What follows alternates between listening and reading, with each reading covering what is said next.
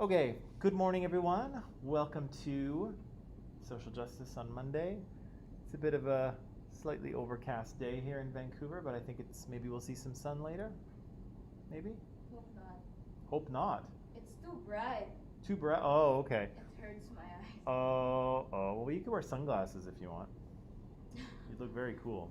Yeah, I'll get one later. So, are you guys going to dress up for Halloween? Still have no idea, probably. Probably. Good. Unadi? Don't know? Think about it. It's fun. Now that I think of it, I don't think so. It's fun. No? I don't like putting makeup on my face. Oh, you don't have to wear makeup if you don't want to. I'm Or not going to like wear any makeup. Costumes? I don't know. Still thinking. You can just be like Mean Girls, you can just like wear something black and then just put ears on and like, I'm a mouse, duh. Like Karen. Even that counts. Even that counts. Okay, so let's see. So Jesse's here. Good morning, Jesse. Kayla's here. Good morning, Kayla. And Dunya's here. Good morning, Dunya. Okay. Let's see. So, what on earth were we talking about on Friday? It seems like so long ago. Yeah. Oh, yes. Yes.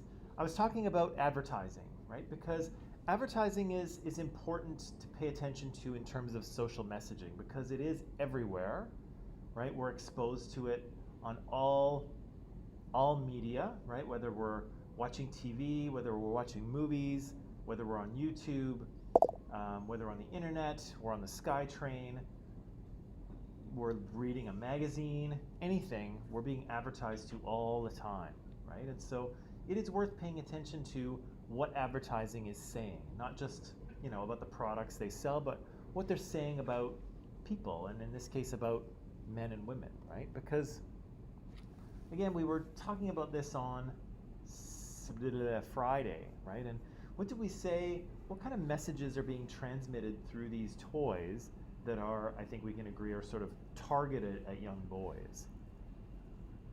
What kind of messages were coming through here? Strong and violent. Yeah, there's messages of like strength and violence, right? There's lots of weapons. We see our superheroes there are all ripped, right? They're all. What's that? They have to protect. Yeah, they have a job to sort of protect others, right? Even Groot looks ripped. Even Groot's been at the gym. He's a tree, and yet he's all muscular. Edel, what do you see when you kind of look at these toys?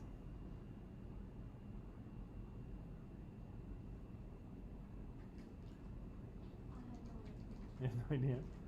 I just see toys. You just see toys? Or boys, I don't know. Yeah. That's it. That's definitely what we're looking at. But yeah, but there are kind of hidden messages, right? There are messages about how these boys should be, right? How they should behave. Because I think it's probably worth saying that the toy that you have kind of influences what you do with it, right? The toy kind of, in some ways, it kind of tells you how to play with it, right? So, if you have a bat and a ball, you kind of figure out how to use that, right? And if you have guns, well, what do you do with guns? You shoot each other with guns, right? And so the toys kind of pattern the way that boys behave a little bit, right? So yeah, we said there was kind of messages of strength and of power, maybe of violence, maybe of protection. What else was there?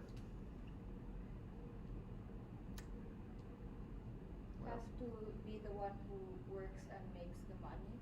Yeah, I gave that a fancy name. Do you remember what I said? Forgot. Yeah. I said it was agency, right? So the kind of agency is the ability to do things, right? To actually like take an action and to have some sort of effect, right? Sometimes we don't have any agency, right? We don't have an ability to really do anything. Sometimes we do, but boys' toys are kind of all about that agency, right? The ability to, use tools, to use violence, to build things, to protect people with your strength, right? And your shield, and maybe your bow and arrow. Sorry, Hawkeye. Yeah, they're all about agency, right? Whereas we said that the girl toys were kind of a little bit different, right? There were different messages being transmitted. And what did we say? What kind of messages were being transmitted here? That what? They should be cooking. They should be cooking, right? We've got a little kitchen for girls to play with all of the little kitchen tools and things they'll need. Right? What else? Have to take care of their appearance. Yeah, they're supposed to take care of their appearance, right? Barbie's all about appearance, right? I know she has different careers, right, and different activities that she engages in, but you know, they're kind of really all about. It's all about the fashion, right? The only reason she's a veterinarian is so she can dress up as a veterinarian kind of thing, right? So, yeah, and I guess the little makeup table is that as well, right? The importance of beauty and appearance and fashion. What else do we see here? Have to take care of the kids. Right? So we've got The doll. we've got a toy, yeah, we've got a doll and a baby where you have to kind of take care of them, right? Give them a bath and things like that, right? Which is interesting because again, little boys aren't being taught the same thing, right? Anything else that you're kind of picking up on from these toys? There's a lot of pink, right? Everything's pink.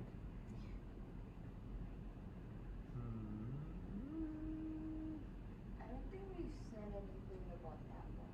About the ice cream cart? Yeah. Yeah, what do you think about that? Women prefer like sweets and like it's more common for women to like the desserts and like sweets compared to men, I guess.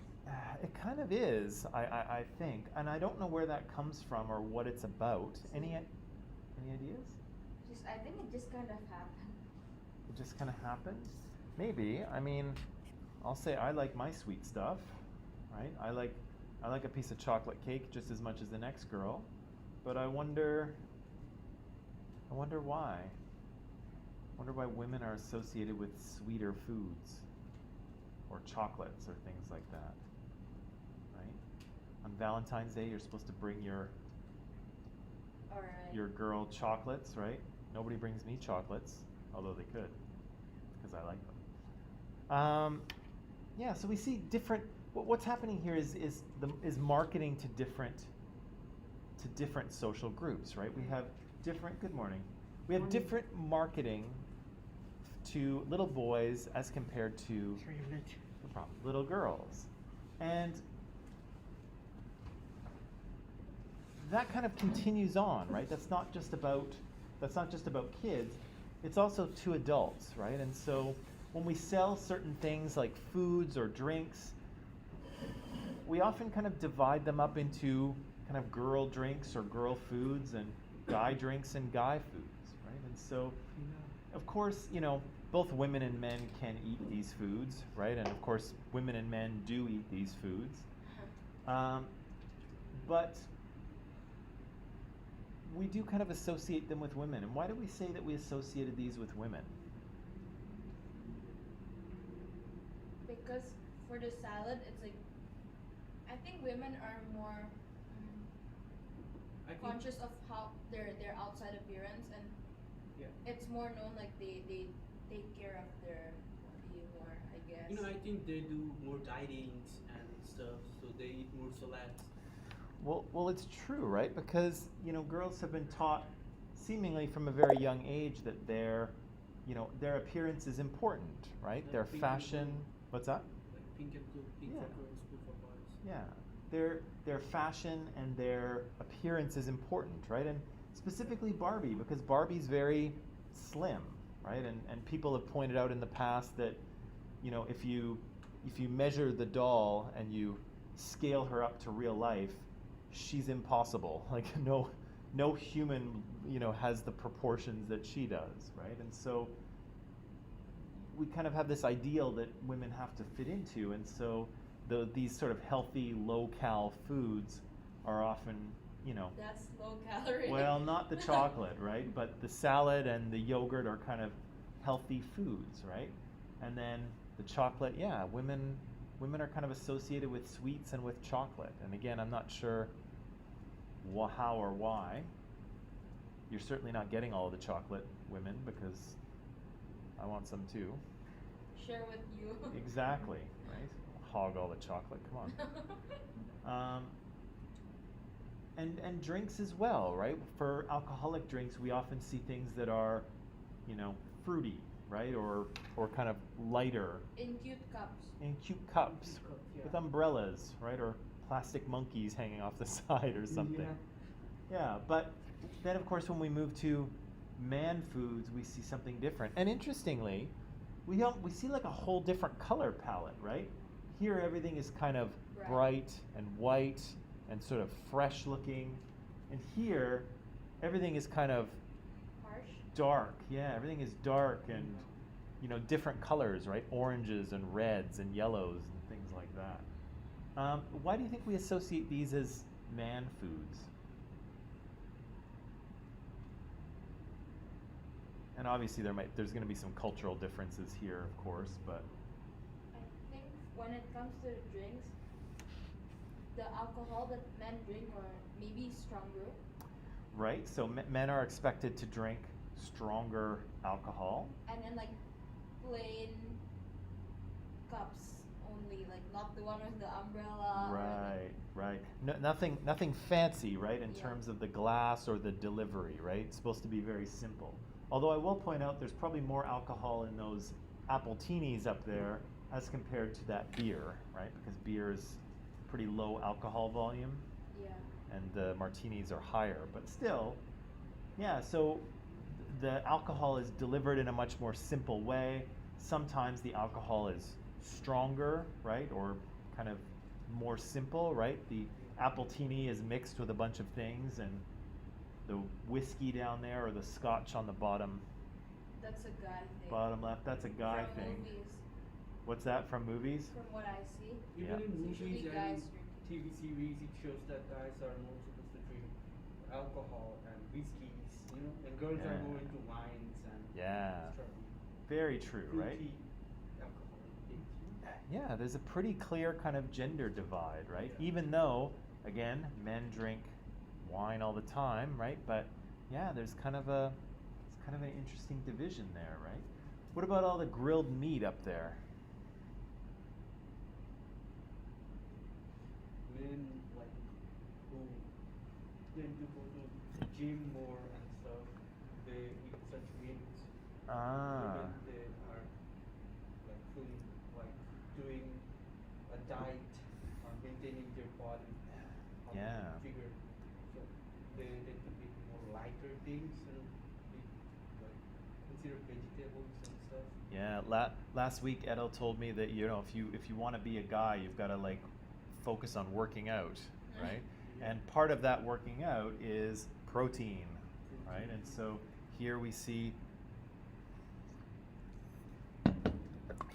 guys who are, you know, going to eat a lot of protein, right? And I think there's something about the barbecue or the grill that's kind of associated with men I too. was about to say Okay. something, but I was chewing. Yes, you were. Go ahead.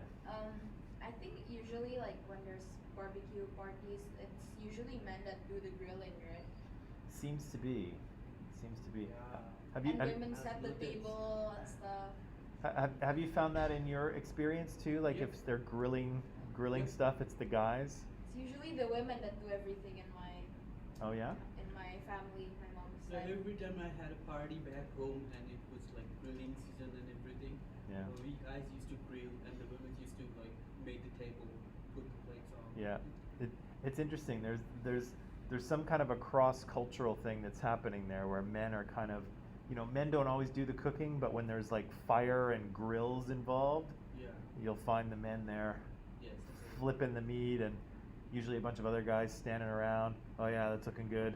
You Yeah. know? Open They a take bottle of pictures with the beer. grill. Yeah, they take pictures of the Grilling and grill. they're taking pictures. It's weird, right? It's a weird It's a weird thing, and I'm not sure exactly where it comes from. But yeah, we do associate men not only with meat and protein, but also with the grill, right, and with fire. Now, oh yeah, this even extends into the bathroom, right? Because here we have a couple of shampoos and we have a couple of kind of washing devices, right? So which is the girl product and which is the guy product? Blue one is the girl female product, male. the pink one is the guy product. Yep. Girl product. Yep. So on the left we have the girl product, right? So how do we know that this shampoo is kind of being marketed to women? Color. Color, okay, so we've got pink in there. Yeah, what else makes it? Smooth and silky, the headline. Ah, smooth and silky. That sounds like something that women might be interested in, right? They want their hair to be smooth and silky. Yeah. Guys just want it to be clean, right? That's all we want. Yeah, that's all. That's all we want. As long as it's clean, okay, we're good, right? What about the little loofah thing in the bottom left? It's a pink colored loofah, and girls tend to use loofah more than guys. Yeah, right. So it's a loofah. It's fluffy. It's pink, right? It looks very girly, right? Although, actually, the one I have now is gray just by accident, but I have had pink ones before. I don't care. I grab the first one off the rack. If it's pink, if it's orange, doesn't matter. Purple. So, and then of course on the right here we've got the man product, right? And how do we know that this is a manly product? Dark color. Dark color. Eggs are used for men. I haven't seen any girls using eggs products. But not till now. You haven't seen them using what? Oh, Axe products? Yeah. Oh yeah. Okay. So, well, we'll come to that in a second. So yeah, we've got this very kind of dark color, a very kind of simple bottle, right? There's no flowers. Yeah, how do you expect the Head and Shoulders shampoo to smell? Flowery. Yeah, maybe flowery, right? Some sort of like feminine smell. How do you expect the man shampoo to smell? Strong. But strong, but in what way? What's that? Mint? Maybe. Yeah. Yeah, some sort of smell that's not girly, right? Yeah, that's It's masculine like smell. the men's perfume. I think it would smell like that, but I Yeah. don't know how to describe that either. Yeah, I don't know how to describe it. It's hard to describe. A normal men's shampoo smell. Yeah, I see it says here Ocean Charge. I guess that's the fragrance. I don't know what that smells like. Does it smell like the Salty ocean? water. Salt water? I don't know. So yeah, we have a particular smell, right? We have a particular kind of look to the bottom, or to the bottle. Sorry, I don't know that shampoos are that different, right? Men and women's hair are not, are not really different from each other, right? Men don't have a totally different type of hair than women do. But again, we market it differently, right? And then what about this thing in the bottom right, this Axe thing? What is this? What is that thing? Well, that thing is that thing. But But for men, the structure. A scrubber. yeah, it's a scrubber, right? But of course, it can't look fluffy or pink. It's got to look rugged, right? Because men, we're rugged, right? So we need a big scrubby thing, and it's got to look like a truck tire, so we can scrub ourselves because we're rugged, right? Edel's looking at me like, "What are you talking about?" But that's the marketing here, right? Is that men don't want to wash themselves with a fluffy pink thing because they're tougher than that. So they need something that looks tough and manly. Oh. Yeah. Right? I don't know. I like the loofah thing just fine. It works really well. Pretty much sounds like it. They're cheap. This thing is probably like $15 or something ridiculous. The loofah's like, what, $1? $2? So, but it doesn't stop there either. So you can't, I'm going to move my head here. My head's in the way. Whoop. So you don't really see these much anymore in Canada because basically they've been made illegal. So you're not really allowed to advertise for cigarettes anymore. You used to be able to. So you'd see billboards, you'd flip through magazines, you'll see lots of ads for cigarettes. I'm guessing, so from your home countries, do you see ads for cigarettes around? No? Not so much? Everywhere. It's also banned. Everywhere, also banned? Yeah, depending on the country, sometimes yes, sometimes no. Lots of people smoke in my country. Yeah. Like every driver I know, Yeah. or my mom has hired, like they all smoke. Yeah.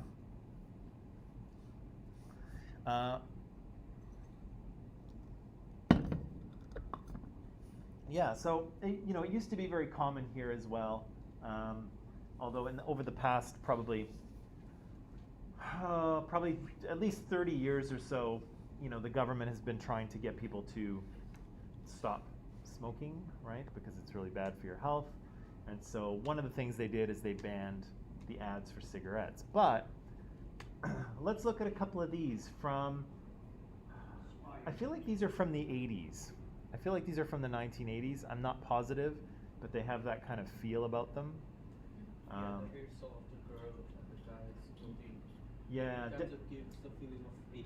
Yeah, definitely her. Yeah, maybe not so much the guy, but definitely the girl she gives off a bit of an 80s vibe.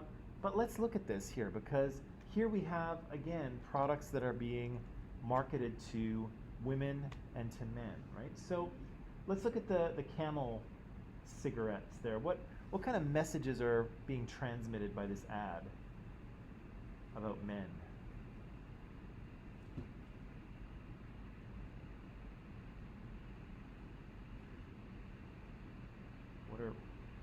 What are you thinking there, Eunice? I don't know how to say it. You don't know how to say it? Give it a It's like shot. The girl is holding slim cigarette. Okay, well we'll come to her in a second. Let's stick with the guy here. Yeah. What? Stronger cigarette with brown filter holding like his lips. Yeah. Sitting like position. Okay, so he's sitting in a very kind of manly position, right? What's he sitting on? Motorbike. Oh, a nice old vintage motorcycle. That's pretty manly. He's sitting there, he's pretty relaxed. Where is he? Yeah, it looks like he's out in the wilderness. Right? Out in the wilderness, rugged, with his vintage motorcycle. He's got his leather jacket. He's sitting in that way. He's sitting in a very tough way, smoking a cigarette, being tough, I right? think the box of the cigarettes also look different. Definitely, right? I think camels were around for quite a while, so I think they're, it's probably like something that, like a package that was designed in like the 1920s or 30s, and they kind of Wow. continued. So I think it's an old company, I think. Don't quote me on that, I don't know. But I think that's part of the reason why it looks like that. But so we're getting a lot of kind of masculine vibe from that ad, right? He's out in the wilderness, he's got his motorcycle, he's sitting there, he's kind of like got his eyes squinted like, I'm so tough, right? And you get this whole masculine thing. Now, what's going on with the woman's ad? What messages are we getting from her and from the ad? When they smoke, judging by like her outfit, maybe it looks like not elegant, but like girly, and even the box and how the cigarette looks is like it's different from the Camel.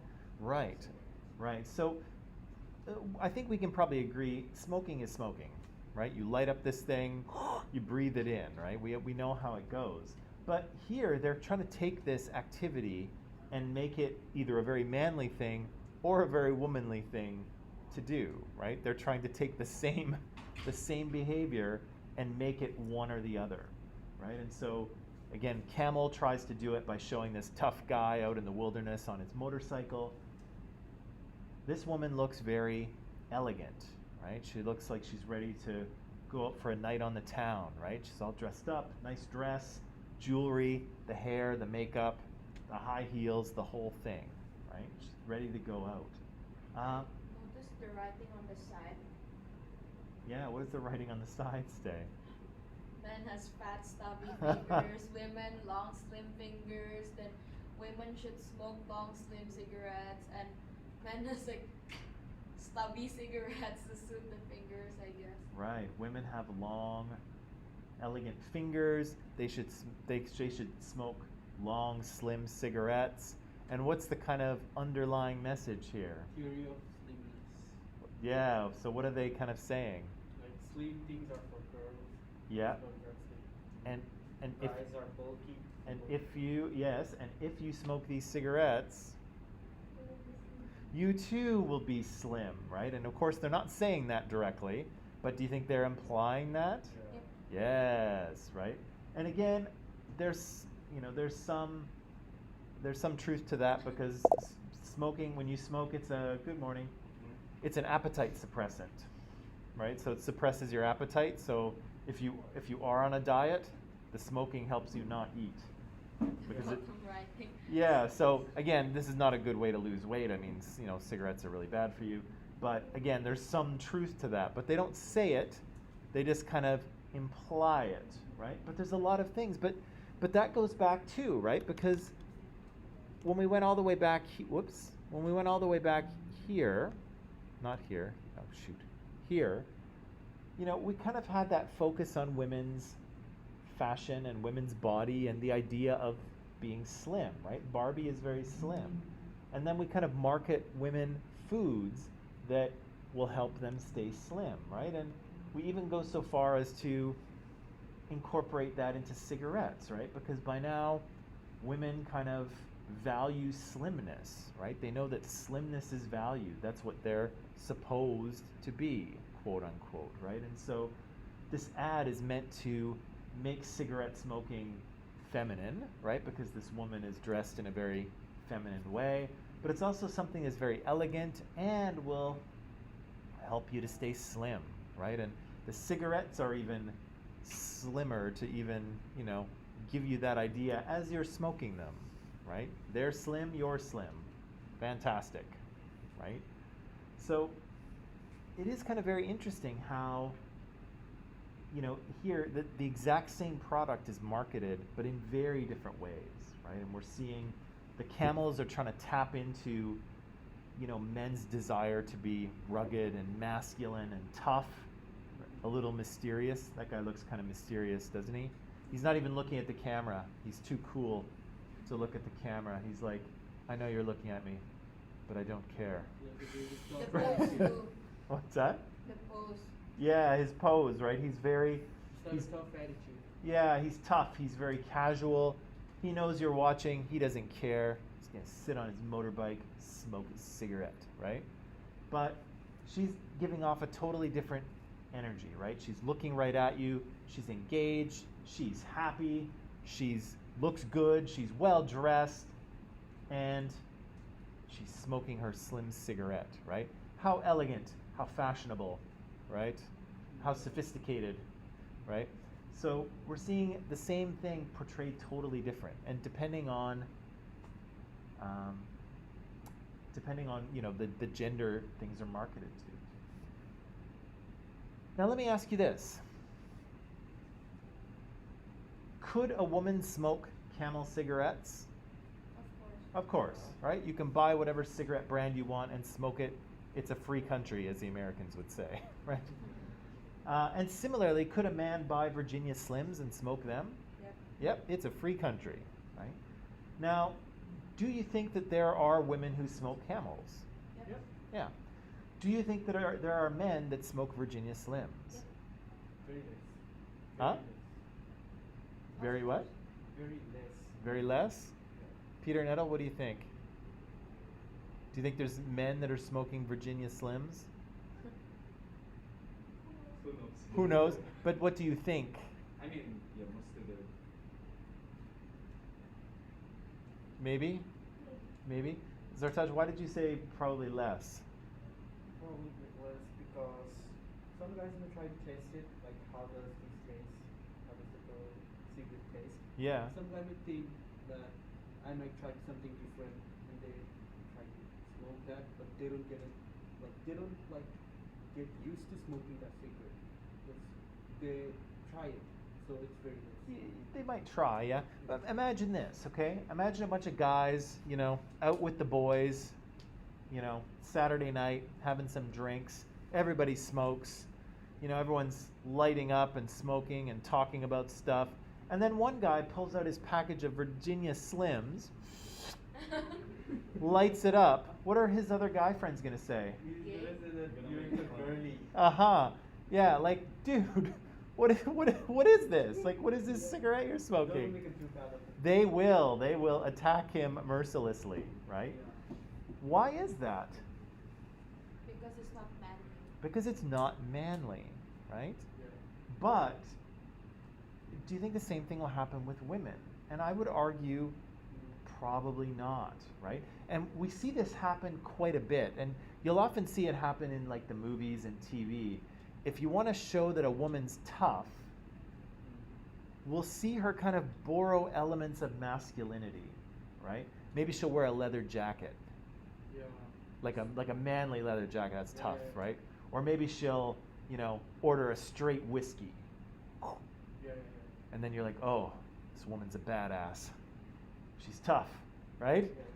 yeah. Yeah, so we'll often see that women will kind of borrow things from the world of men, and it'll kind of make them seem tougher and cooler, right?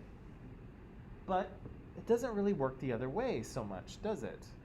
It's harder for men to borrow things from the world of women and still look cool, right? That guy who smokes the Virginia Slims out with his friends, they're not going to say, dude, that's badass, right? They're going to be like, what are you doing, right? They're going to tease him, right? If a guy ordered, if they're out for that same night of drinks, and one guy orders apple teenies while everyone else orders a nice cold beer, what are they going to say to that guy? He's gay. Yeah, like they're gonna tease him. They're gonna mock him, right? Because again, it's interesting. It doesn't really work both ways, right? The minoritized group can kind of borrow from the dominant group, and they kind of gain some status, right? They gain some prestige, but it doesn't really work the other way, right? The dominant group can't borrow from the minoritized group and seem cooler. It turns out they seem less cool. Now, there are some exceptions to this, especially nowadays. Anybody know who Billy Porter is? No. Okay, you can Google him after. Billy Porter is someone who's kind of borrowed elements of women's fashion and he's worked it into his own. And he looks pretty cool. But, Porter? what's that? Maybe I'll put him on the screen here. Hang on. Where's my... There we go. Where are you, Billy Porter?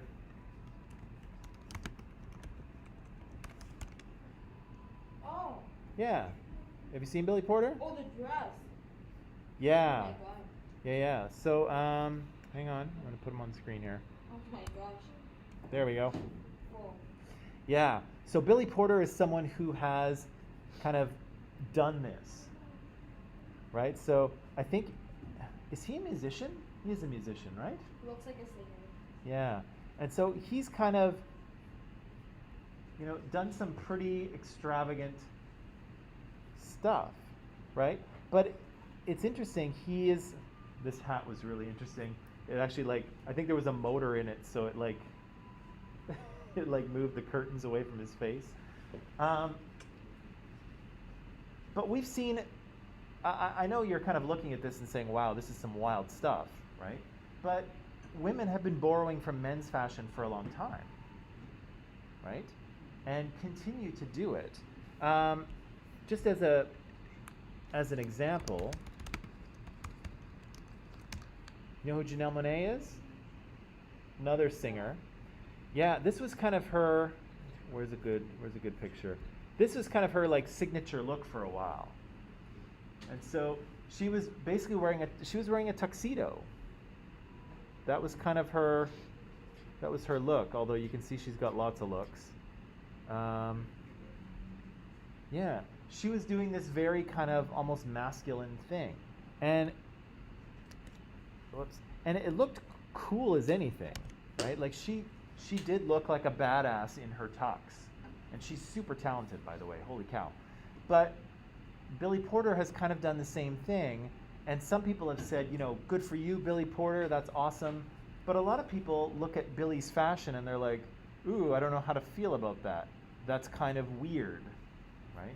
And again, it's kind of weird because of the power dynamic in society, right?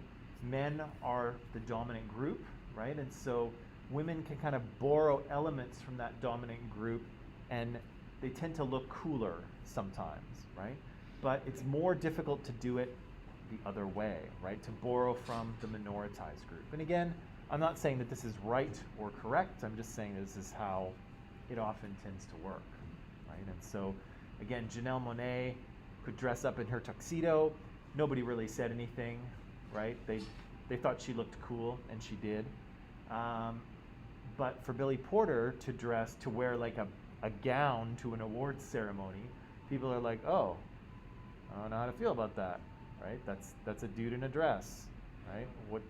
How do I feel, right? And so, again, it's because of that power differential, and it also has to do with, Western masculinity's kind of rejection of femininity and of homosexuality, right? And so, in kind of in a very kind of macho way, or maybe even in like a toxic masculinity way, the last thing you want to be is feminine, right? Or gay. That's like the worst thing that you could possibly be. And so, again, because of those ideas, Billy Porter's fashion is, not entirely accepted by everyone, right? Whereas Janelle Monáe can wear a tuxedo and nobody cares, right? Well, some people care. She looked great. And Billy looked great too, but some people are a little unsure about how they feel about him borrowing elements of women's fashion for himself, right? Some people think it's weird, right? And in some ways it is weird, right? Because we just don't see that very often, right? I feel like you want to say something, Eunice. No. No? I'm just, well, it is kind of new to me because I don't see men dressing up in dresses, so No, you don't. it's very new. Yeah, and most men probably wouldn't feel comfortable wearing one, right?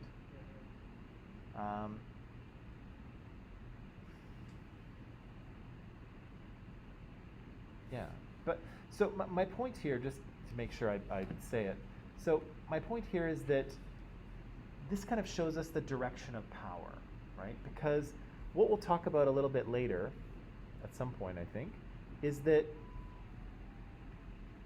one of the sort of internal elements of privilege is we said that the dominant group gets to define what's normal and what's not normal, right? And part of that is defining what's cool and what's not cool, okay? So dominant groups tend to be able to define what's cool, right? What's that? How is that like normal How do they do that? Yeah. Well, usually because they have control of social messaging. And so because they control social institutions, because they control the media, they are able to sort of portray themselves as the cool ones, right? As the ones that are kind of, it is desirable to be like them, right? Rich people have done this for a long time, right? They portray their lives in such a way that we all want to live the life of the rich and the famous, right? And so rich people get to define what's cool. Rich people get to define what's fashionable, right? What's in, what's out. I don't define that. People up there do, right? Yeah, so it kind of, sometimes this kind of shows us how power works in a society, who kind of borrows from whom, okay? Yeah, and so there's kind of more going on here, but, we often see that, women will borrow from men's fashion, but men won't borrow from women's, right? There are, women will wear all kinds of different colors, right? But there are colors that men won't usually wear themselves because it's too feminine, right? And pink might be the stereotypical example, but I'll wear pink. I don't mind. But I wouldn't wear too much of it, right? Like I might have one pink shirt and that would be it. But I wouldn't wear too much. And I wouldn't wear a lot of like pastel colors, right? Those are kind of feminine colors, and I would just feel strange, right? In like yellow pants and a light blue top, I would feel really weird, right? Although that might be a perfectly great look for a woman, I'd feel really uncomfortable wearing those colors, right? So, again, we can kind of see the direction of power here, okay? The other thing that I'll just point out here before we leave advertising is that one of the reasons that we pay attention to it is because it kind of normalizes certain stereotypes and scenarios, okay? So if you see a commercial, if you happen to be watching TV and you see a commercial for laundry detergent, right? You like to do the laundry, Eunice? So if you see an ad for that, who's normally in the ad? Who's in the commercial? Mom, right? You see mom with the laundry basket under her arm, right? The kids are running around and she's like, I don't have time for stains, or whatever she says, Yeah. right? And then she shows you the laundry detergent, right? And her clothes come out clean and it's a miracle, right? And so what do we see, right? A very stereotypical scenario where mom's at home with the kids doing the household chores, right? A very traditional kind of thing. And again, they show us that because they don't want to distract us from the product, right? If they show us a gay couple at home with their dogs or their kids, right? People pay attention to that because they're like, oh, that's weird. Look at that. There's a gay couple in the commercial. You don't see that very often. And oh, they've got a kid too. I wonder if they adopted it. What do you think? Blah, blah, blah. And then people start talking about the gay couple in the commercial, and they've totally missed what is being sold, right? And, you know, Tide or Gain or whoever it is, they don't want you to pay attention to the gay couple. They want you to pay attention to the product, right? So they'll often show you a very stereotypical thing so that a second into the commercial, you already know what's going on, right? You see mom with the laundry basket and the kids, and you're like, oh, you know, busy mom at home looking after the kids, doing the laundry, right? You automatically know the scenario, you don't question it, and then you can pay attention to the product, right? But again, if they throw you anything different, suddenly you're paying attention to that, right? You're not paying attention to what they're trying to sell you. And so, you know, advertising can kind of normalize certain things because they just don't want to distract you from the product. So they will use things that are stereotypes, right? Or things that are kind of traditional. They won't try to challenge the fact that, you know, women's place is not really in the home, right? Women shouldn't have to do all the chores. Women shouldn't have to, you know, do the laundry all the time. And yet, ads will often show us those things so that we can pay attention to the product, right? I saw one recently which was actually with the father, but again, they had to sort of make it a masculine commercial. So it wasn't dad running around saying, I don't have time for stains. Dad and his son were out shooting hoops in the driveway, and then they got all sweaty, and so when they came in, they took their shirts and threw them in the laundry with, you know, Tide or whatever it was. Which, you know, like, what? Can't you do like the whole load? Do you have to just wash your two shirts? Come on, guys. But anyway, but they kind of wrapped it in a masculine activity, right? They couldn't show dad running around the house like mom, so instead they wrap it in a masculine thing of shooting hoops with his son, right? And then they come in and they throw their shirts in the laundry because they're all sweaty, right? Yeah, so we see kind of normalization of certain roles for men and women. We see the normalization of certain likes and dislikes, right? What women like, what men like, or just what women and men are like. yeah, certain kinds of jobs and who does what, right? So we'll often see home products, whether it's cleaning or cooking or whatever. We'll often see mom in the commercials or a woman in the commercials, and they're kind of marketed to women as well, right? If you have a commercial for a lawnmower or a pickup truck, you're advertising to men, and you'll often see men in the commercial, right? Driving a big rugged truck, out there digging in the dirt, getting the work done, or whatever it is, right? And so you'll see these kind of things portrayed, and it just kind of, it normalizes or it sort of reinforces traditional ideas about what men are like and what women are like. And it also kind of reinforces heterosexuality, right? So you don't see gay people in ads very often, right? Because again, the company might have no problem with gay people, but they're kind of too distracting for most people, right? Most people will start talking about the gay couple, and they won't pay attention to the product, right? Okay. Let's take a little break, and then we'll talk about movies, okay? Yeah. Are you going to watch another movie? No, but we'll talk about movies, which is maybe the next best thing. Okay, take a break, and we'll come back in 10.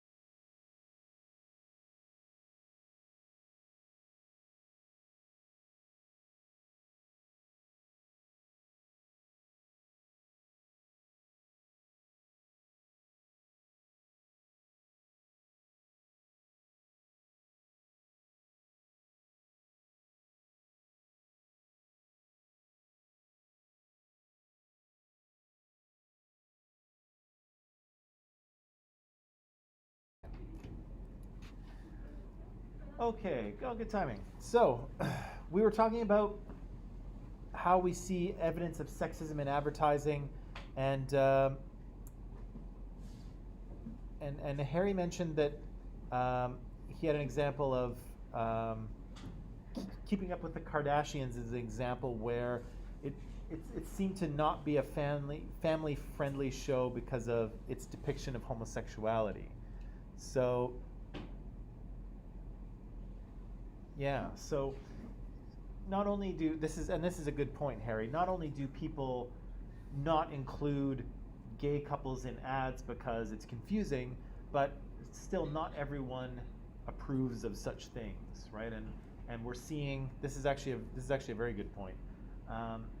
We're seeing as time goes on, it seems like companies are even more afraid of being associated with anything controversial or scandalous, right? And so if if they're associated with someone who's doing ads for them and that person tweets the wrong thing or does the wrong thing, they push them aside very quickly, right? Because big corporations have a kind of a low tolerance for risk and scandal at this point. And so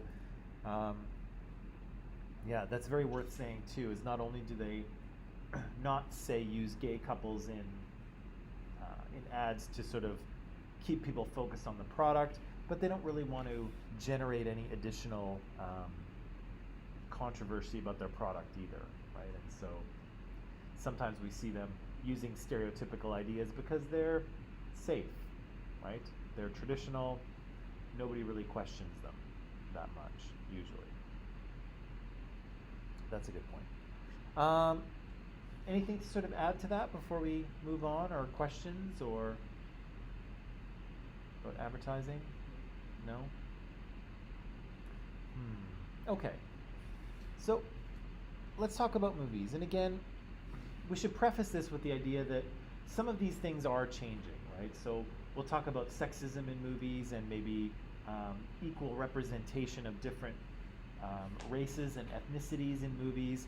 But that is changing at the moment, so I'm kind of thinking a little more historically. But one of the ways in which movies do the same thing, how they sort of normalize, good morning, how they normalize certain types of scenarios and people is by using stock characters. Okay, and what do you know what a stock character is from English? No? Have you ever heard that term before? No? Well, the stock characters are they're stereotypical characters. They're very kind of flat. There's not much to them, but you've seen them before hundreds of times. And so when you see them again, you immediately know who you're dealing with, right? So, for example, here's a few kind of stock characters that we often see in movies today, right? So, the angry black woman, right? We've seen her in lots of movies, right? She's got a lot of sass, right? She often kind of moves her head and she's like, oh no, he didn't, kind of thing. And, she doesn't really have a lot of other character development. She's just there to kind of act that way, right? And we've seen her quite a bit in lots of different films, right? The absent-minded professor is another one, right? Brilliant, but kind of a little weird, right? A little kind of maybe unhinged. Here's Doc Brown from Back to the Future, but anybody watch Rick and Morty? Yeah. So it's Rick's the scientist, right? Peter? Rick's the scientist, right? Yeah. So yeah, Rick is a perfect example. The absent-minded professor, right? He's very brilliant, but he's a little weird too, right? A little bit. Yeah, the bad boy, right? We've seen the bad boy mostly in Taylor Swift videos, but we've seen him before, right? He's so mysterious, right? But women want him so much. We're seeing a lot more anti-heroes in movies nowadays. Here's Wolverine, of course. We know he's the hero, but sometimes he doesn't always do heroic things, right? The crazy cat lady, the damsel in distress, right? She doesn't really do anything except she needs to be saved by the hero. The the hot shot, right? Ah, the elderly martial arts master. We see him quite a bit, right? That's Mr. Miyagi from the Karate Kid movies from the 80s, but can you name some other elderly martial arts masters? Jackie Chan. Jackie Chan? That would be strong. What's that? That would be strong. Well, the idea that you have this sort of elderly martial arts master is usually kind of stock, or it's kind of stereotypical, but we see lots of different versions of that character, right? So, How do you actually consider that as say that one more time. how do you consider Jackie Chan Um, yeah, I don't know. Like I haven't seen all of his movies, so I don't know if I can say exactly what kind of character he is. I don't think I've seen him since Rumble in the Bronx, actually. Nope. So you mean it's just like being weird and acting weird? Not being Or weird. serious?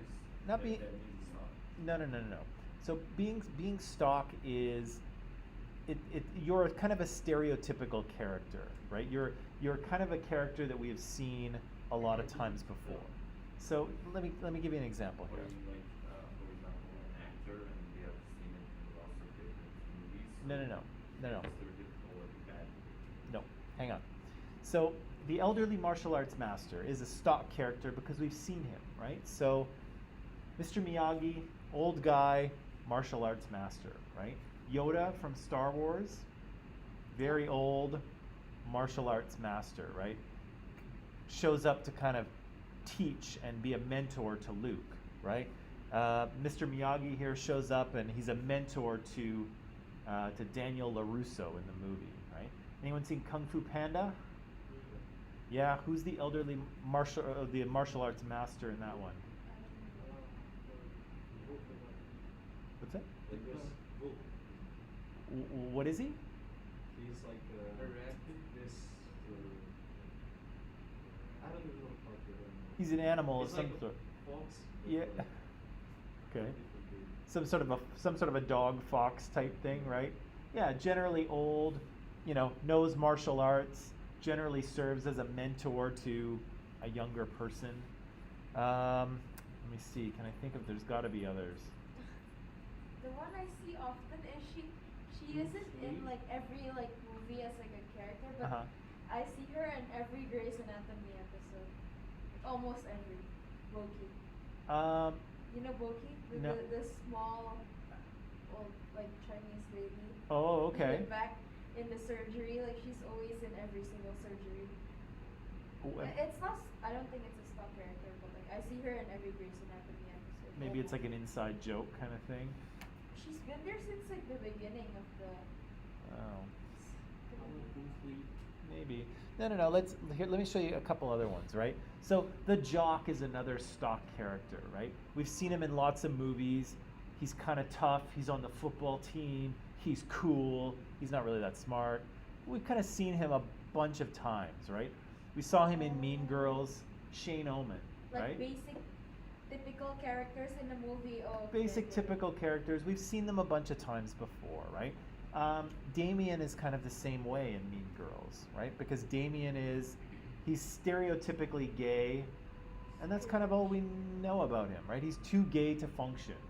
And we see him on the screen, and in like 2 seconds, we're like, oh yeah, okay, I know what this guy's about, right? So you mean like you have seen it a couple times in that specific movie or in other movies? In other movies. So they're kind of across movies, they're kind of typical characters that you often So see. you're judging by an actor, I mean like by some storyline, some plot in a movie, and then like you're just judging like, oh, that's the same, so like the same personality, you know? They have It's just they have kind of judging by that. yeah, they have kind of the same characteristics about them. But they tend, again, it doesn't really matter who the actor is. It doesn't matter. Some of the details around them don't really matter that much. They're the same kind of character. They fit. I mean like Thomas Shelby. Did you like that? Thomas Shelby. I haven't seen it yet. That would be also a stock, I think. because Who? What is he? The young Murphy. What? What? The actor is this. So. Interesting. Can an actor be a stock character? Maybe. Let me see. You know, you could probably say that sometimes actors wind up being stock characters when they're. Whenever you see him, like this, remind you. Well, it's almost like when who they are in real life is so big that it doesn't really matter if they're playing another character. They're like, you're almost seeing them more as the actor than the character because they're just so popular. You know? Trying to think of who would be like that. Tom Cruise. Yeah, actually Tom Cruise might be a good one. Because Tom Cruise is pretty much always Tom Cruise in every movie he's in. It doesn't matter if he's a fighter pilot or a secret agent or a samurai. He's always got that Tom Cruise-ness about him. Right? Will Smith. Yeah, Will Smith might be the same as well, except maybe in like Pursuit of Happiness or something. But in his other movies, he's so Will Smith Yeah. that Like iRobot. yeah, like his character doesn't so much matter because he's being Will Smith all the time. Yeah. Okay, so there's lots of these different types of characters, and in some ways they encourage stereotypes because they use stereotypes, right? Angry black women, gay best friend, absent-minded professor, right? All of these are characters we've seen before, and again, they help to tell the story because, you know, the movie can kind of put them in there, and they don't have to spend a lot of time explaining who they are, right? Again, Damien in Mean Girls, 2 seconds you know who this guy is, right? He's gay, he's there for comic relief, right? To say funny things, which he does. There we go. That's all you need to know about him, right? But again, because he's very stereotypically gay, he reinforces stereotypes about gay people, right? But it doesn't just, it's not just about characters, it's also about plots, okay? So let's look at some romantic comedies. Anybody like romantic comedies? Yeah. Favorite one? Can't think of it right now. My brain's stuck with that. Yeah. Any favorite romantic comedies?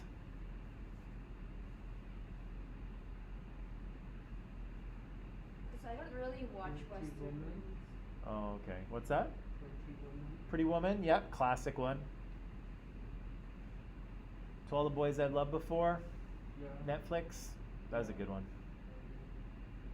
What else? What is there? There's like Maid in Manhattan.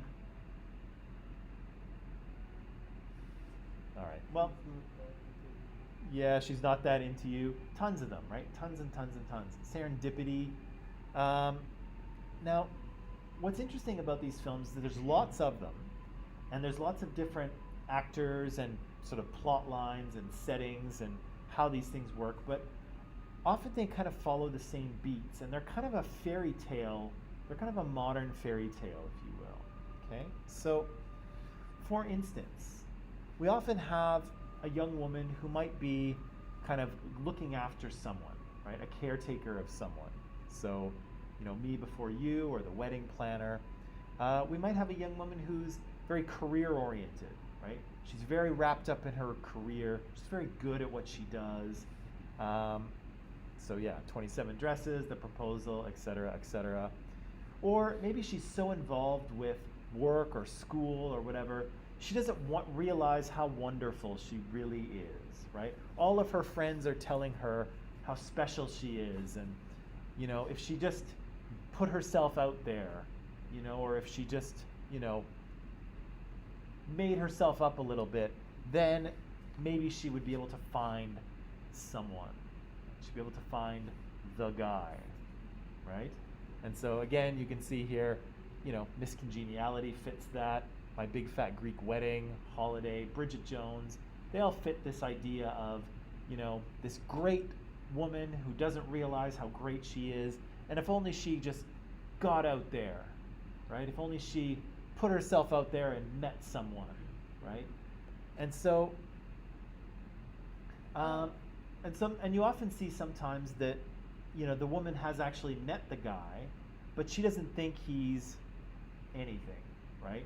She either doesn't like him, or they get off to a bad start, or he's this kind of dangerous guy that she has to somehow tame, right?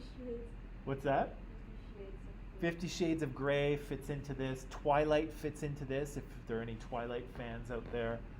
King Kong, strangely enough, fits into this. Beauty and the Beast fits into this. Again, the woman loves a guy who is dangerous, but she needs to tame him somehow. So, what's that? Hulk, yeah, Hulk would fit into that as well. Although, that wouldn't be the primary plot of the movie, but still, there's that element is there. Yeah. So often she's encouraged by her friends to kind of get out there or make a change or try to meet someone, right? And sometimes it's her sister or her girlfriends or the gay best friend who kind of pushes her out there. And again, it's presented in a way that, something's missing, right? She has a great life. She has friends and good family around her. She has a good job. Everything seems to be going well. She seems to be happy. But her friends are like, something's missing, right? The guy is missing. The Prince Charming is missing. And if she had that, then her life would be perfect, right? And so often we see in these movies, she meets this guy, right? There's some sort of meet cute thing that happens, or they meet in some sort of destined way. And really what's happening is that in a metaphorical sense, she's kind of a sleeping beauty, right? Because she's kind of asleep. She's in a coma. She's asleep to the fact that she doesn't realize that she needs this guy, right? Or a guy at all. And so the guy has to convince her that he's the one. He has to convince her that, her life will be so much better with him, right? And so sometimes you see the guy doing all of these gestures, right? Trying to get her attention. Maybe they sort of get together a little bit and then they sort of break up, and it's kind of like, oh, will they get back together? Who knows, right? And then finally, he wins her over, right? He convinces her with some sort of, there's some sort of event, or he puts on some sort of grand gesture, and she realizes she really loves him after all, right? And they wind up happily ever after. They get married. And you often see that at the end of the movie, she's even happier than she was before, right? And her life is better, right? And sometimes you even see that like her clothing and her hair has changed, right? She dresses more stylishly. Her hair is done more stylishly, right? So kind of convincing the audience that, oh, look, she got this guy and now her life is better, right? But it's kind of a strange fairy tale, right? It's kind of a strange fairy tale in that who are these romantic comedies usually marketed to? Women, right? They're chick flicks, right? They're romantic comedies. They're marketed, they're targeted at women. Although men watch them too and enjoy them, of course, right? But they're for women. But something interesting is happening here, because when we come into the movie, she's like, yeah, my life's great, right? I like taking care of my father, or I like, working my job. I love my career. I love my dogs, whatever the heck it is, whatever's going on in the film. And then the guy comes along and he's like, no, we should be together. This is what needs to happen, right? And at the end of the movie, who's right, her or him?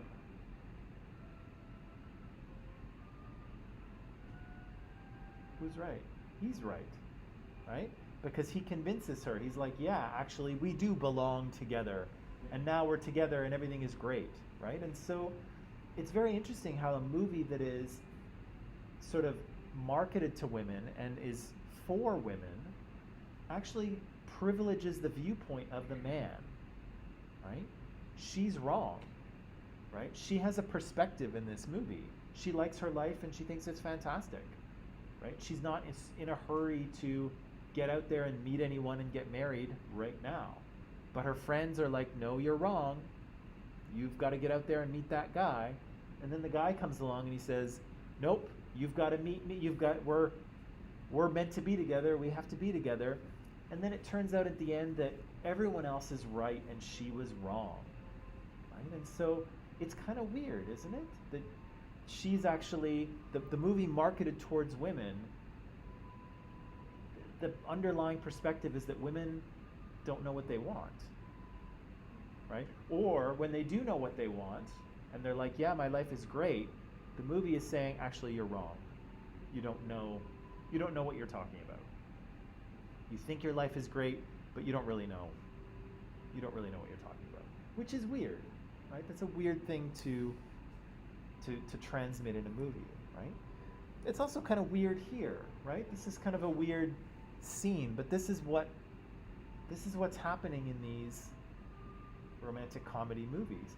He's waking her up, right? She's living in a state where she doesn't realize what's missing in her life. And when he kisses her, then she will wake up and she will realize that she loves him and that he is what's missing. But again, that doesn't really give her much agency, does it? No, she's just kind of waiting around to be woken up by this Prince Charming. And again, there's no consent here, right? He's going to kiss her. She has no choice in the matter. Thankfully, he's very handsome. He is wearing that cape, is he not? Oh, right? But Edel's rolling her eyes at me. She's like, oh my God. He's a handsome guy, but again, she doesn't really get any choice in the matter here, right? So just like the sort of modern romantic comedy, this kind of fairy tale doesn't really privilege women's viewpoint either. She doesn't really choose this guy. This guy chooses her. And he does because he just happens to come along, right? What if it was some other guy who came along? Some older, weird guy who was unsightly and smelled. I don't know. But you know what I'm saying here, right? Is that she doesn't really have a choice in this, which is interesting, right? And again, we see this, passive and active thing. Men are the ones that have agency. Men are the ones that go out and make things happen. Women are they kind of wait around until things happen to them, right? In kind of a weird way.